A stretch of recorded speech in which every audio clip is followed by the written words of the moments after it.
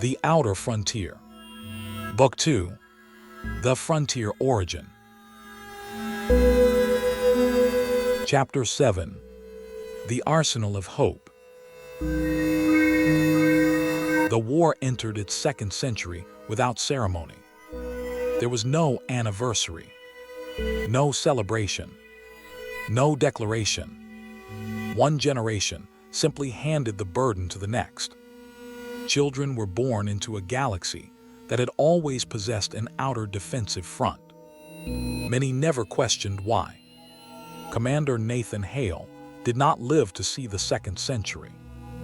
Neither did Admiral Marcus Sheridan, nor Dr. Evelyn Ross, nor most of those who had first crossed the quiet stars.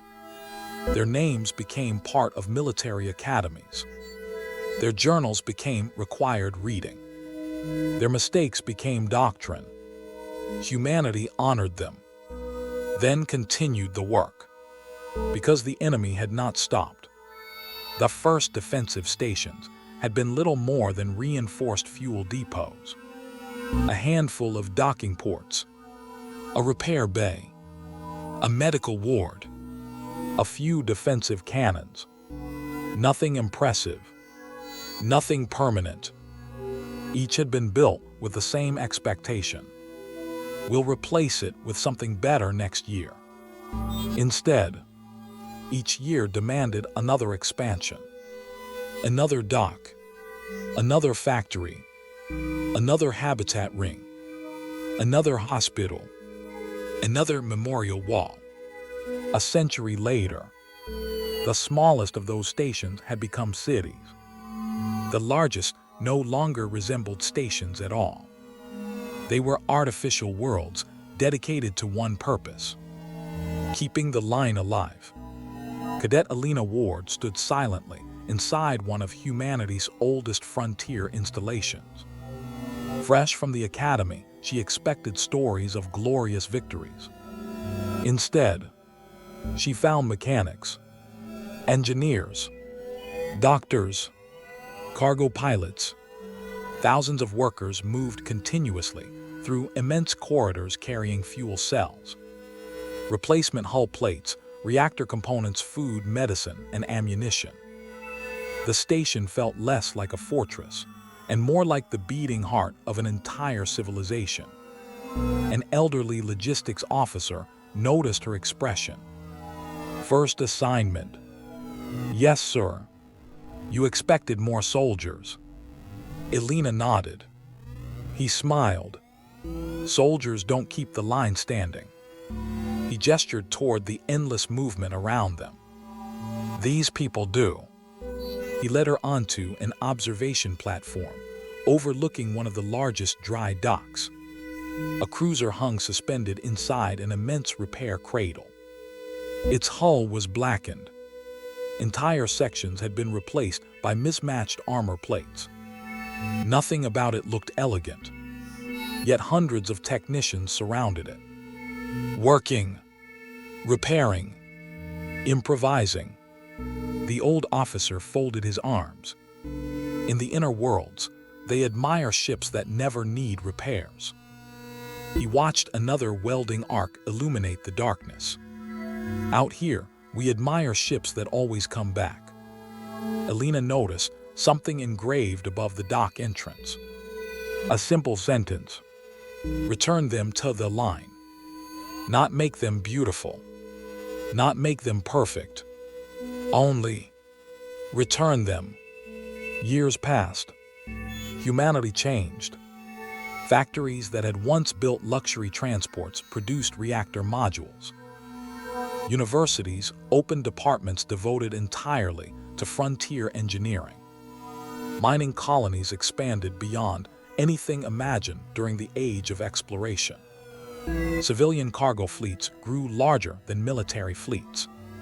Every citizen contributed. Some designed engines, some refined metals, some taught mathematics, some harvested food, some never saw the front, yet all became part of it. Military doctrine evolved through painful experience. Never pursue a retreating enemy. Never fight without prepared logistics. Never abandon recoverable technology. Evacuate civilians before defending infrastructure. Repair before replacing. Preserve trained crews whenever possible. Every regulation carried a date.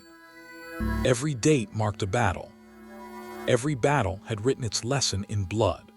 Then came the discovery that changed everything. For nearly a century, scientists had studied fragments recovered from enemy vessels. Most theories had failed, until Dr. Sophia Menz noticed something peculiar.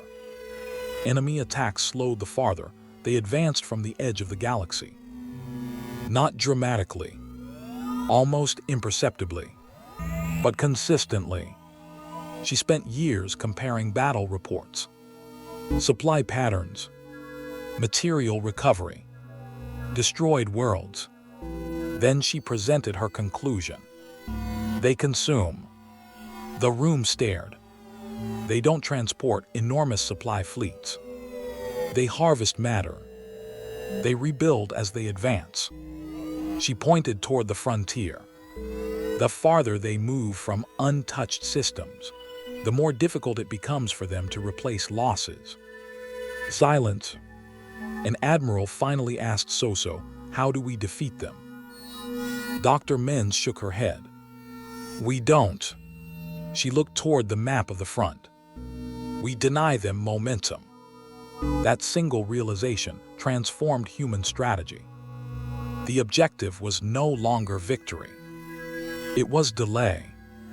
Every month gained meant another station completed, another generation trained, another convoy delivered, another fleet repaired.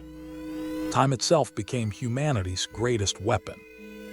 One station, more than any other, embodied that philosophy. It began as Outpost 9, a modest repair platform orbiting an otherwise unremarkable frontier world. No one expected it to become famous.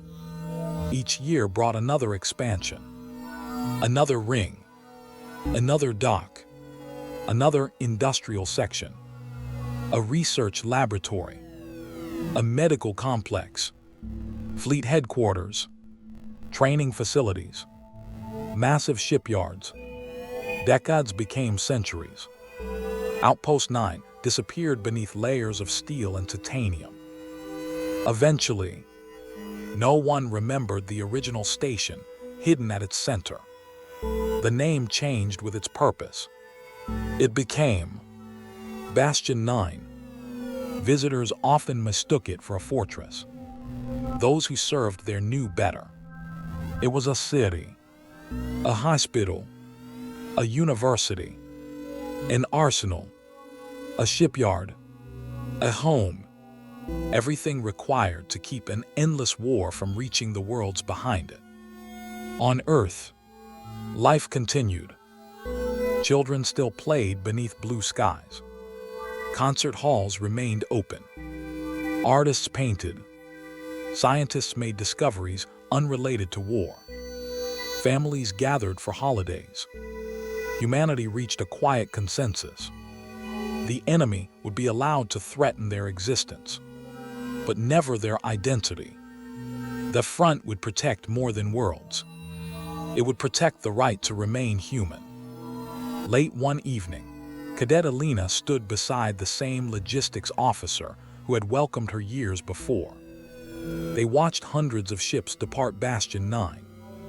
Some were brand new. Others had returned from battle only days earlier. Every one bore scars. The old officer smiled. "Do you know why they're leaving already?" "They're needed." He nodded. "They're always needed." She looked at the endless procession. "It never ends, does it?" He answered softly. "No." Then he pointed toward the departing fleet. "People think wars are won by heroes." He shook his head. "Wars like this are won because someone made certain that, when the last shell was fired, another was already on its way. Elena remained silent. Beyond the observation window, transport vessels, repair ships, hospital craft, fuel barges, and warships departed together. An entire civilization moved with them. Not toward conquest, toward endurance, toward another day, toward another battle, toward another tomorrow that had yet to be earned. And somewhere beyond the darkness, the unknown enemy continued its relentless advance. It had never stopped. Neither had humanity.